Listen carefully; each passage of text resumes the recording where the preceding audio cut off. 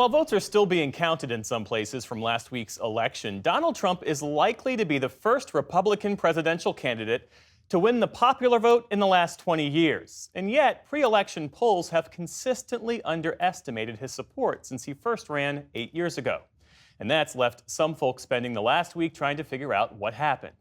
NPR's Domenico Montanaro is here to help walk us through what the pre-election polls got right and what they missed. So let's start, Domenico. First, it's good to see you. Yeah, you too. So help us remember what the polls said, what they said about support for Donald Trump and Kamala Harris nationally and in the battlegrounds. Well, I thought it was pretty interesting. If you look at the national polls, they got Kamala Harris's number exactly right. If you look at the 538 final polling average before the election, it was 48 for Harris, 47 for Trump.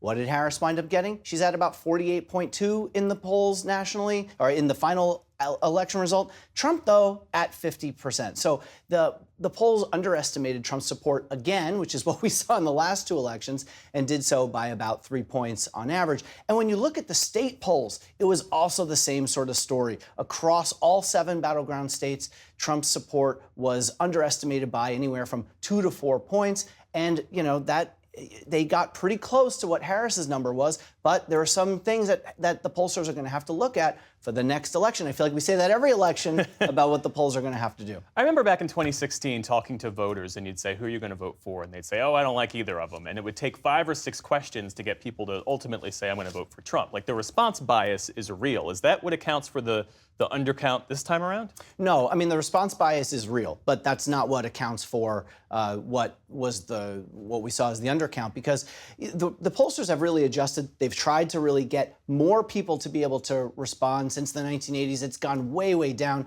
They've done a lot of work on mixed modalities. So it used to be live callers were the key gold standard. Now they're doing them online. They're doing them by text. They're doing them by cell phone in English and in Spanish. So, they're trying multiple different things to try to get people. But what we really saw here is a couple different factors. Number one, when you look at the exit polls, Trump won late deciders by double digits. When you look when they asked, who did you, if you were deciding in the last few days, Trump won them by 6 points.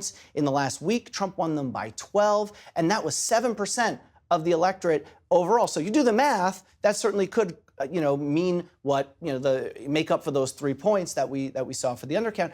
The other thing here, though, that I think is really important is that the white vote went up in this election. And okay, you might say, well, why would that even be a thing? Of course, that could be a possibility.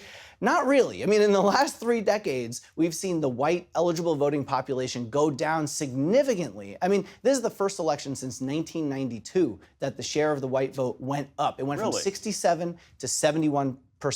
And that's because of the growth we've seen with Latinos, the growth we've seen with Asian American voters. So the pollsters were not factoring in an increase in the white vote. They would have thought maybe it'd be 66, 65%, and that also could have thrown the polls off a little bit. So what trends did the polls accurately capture ahead of Election Day? There were a lot of things that the polls got right in this election, frankly. I mean, if you were to ask me 4.5 weeks ago, who's going to win this election, if you were thinking there might be a 2 or 3 point bias in the polls because of what we saw the last time, you'd say Trump's probably going to win because Harris had a pretty sizable lead, 4 points or so in the national averages, but then that just collapsed after about a month of just a relentless attack campaign from the Trump folks trying to define Harris. They were able to do so and brought her numbers, or at least brought his numbers up for those undecided voters.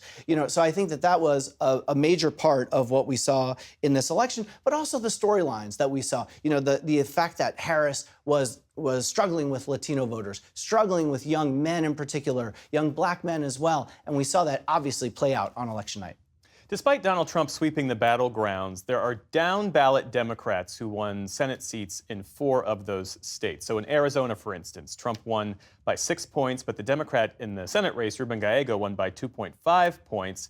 And then in Nevada, Trump won by 3, but the Senator Jackie Rosen won by almost 2. So what explains this split where people are voting for Donald Trump, but they're also voting for the Democrat? Right. Well, people would say, oh, ticket splitting is back, right? Must be that people voted, for Trump, but then also voted for the Democrat. Not the case. What we found, and in talking to our pollsters, they said that look at the number for Donald Trump and the number for the Senate Republican who ran, and vice versa. And what we found is they're calling it bullet voters, people who went in and voted for Donald Trump but left and didn't vote for the Senate candidate at the bottom of the ticket. Because overall, I mean, I crunched the numbers on the way over here. In Pennsylvania, for example, the Senate candidate was 144,000 votes fewer than for Donald Trump, 172,000 in Arizona, 96,000 in Michigan. That's really significant. And the Democrats who ran almost hit Kamala Harris's number, and in some places were higher than what Harris got. Bullet voters. I'm writing that in my notes because I've never heard that before. Me neither, until I talked to them. Yeah, I asked about it. Always good to talk with you, buddy. Thanks for coming in. Good to talk to you, too.